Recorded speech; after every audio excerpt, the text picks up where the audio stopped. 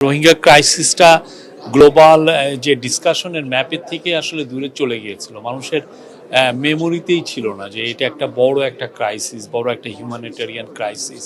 এবং এখানে যে বাংলাদেশকে যে 10 লক্ষের উপর রোহিঙ্গাকে যে বাংলাদেশে লুক আফটার করতে হচ্ছে, এই পুরো জিনিসটা গ্লোবাল যে কোনো ডিসকাশনে ছিল না।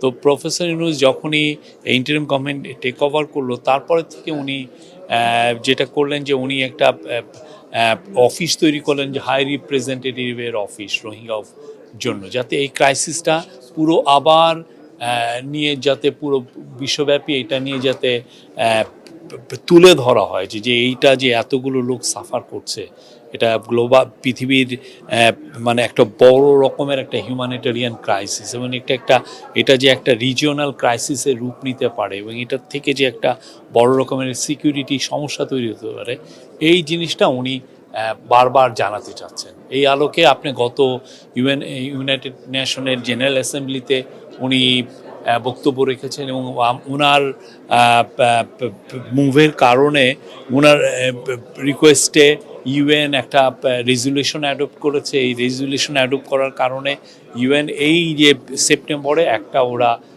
রোহিঙ্গাদের উপরে আলাদা একটা ডিসকাশন করবে, এটা একটা কনফারেন্স হবে রোহিঙ্গাদের উপরে, এবং ওয়ার্ল্ডের আমরা আশা করছি 170টার মতো দেশ এইখানে পার্টিসিপেট করবে আমাদের।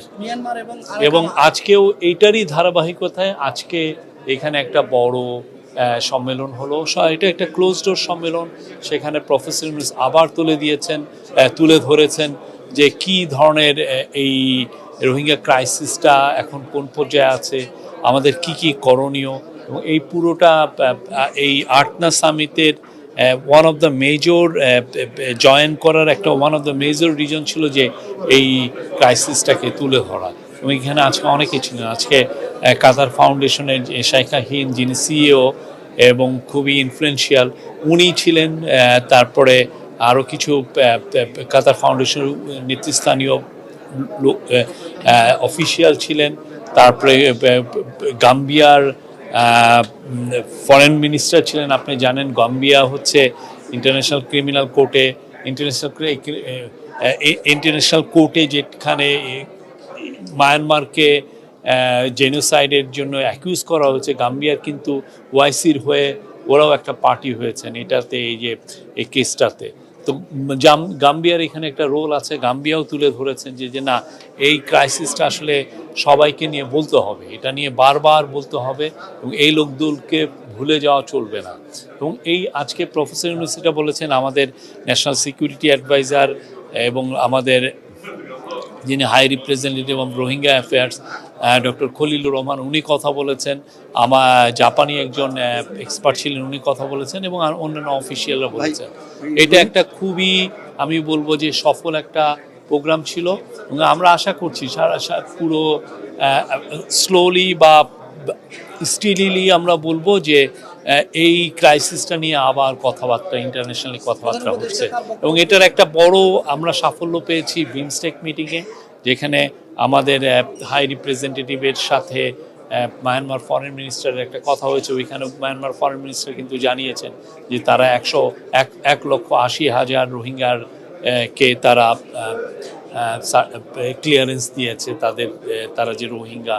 এবং এর ফলে আমরা আশা করছি যে এইটা একটা ধাপ, এটা অনেকগুলো ধাপের একটা ধাপ, যে এইটা আমাদের রিপ্যাট্রিয়েশনের দিকে এইটা আমাদেরকে হেল্প করবে। কাতার ফাউন্ডেশন ওইখানে এলপিজি যেটা রোহিঙ্গাদেরকে আমরা দেই, আপনি জানেন আশেপাশে খুব ক্রিটিক্যাল বন ছিল এই রোহিঙ্গা ক্যাম্পের।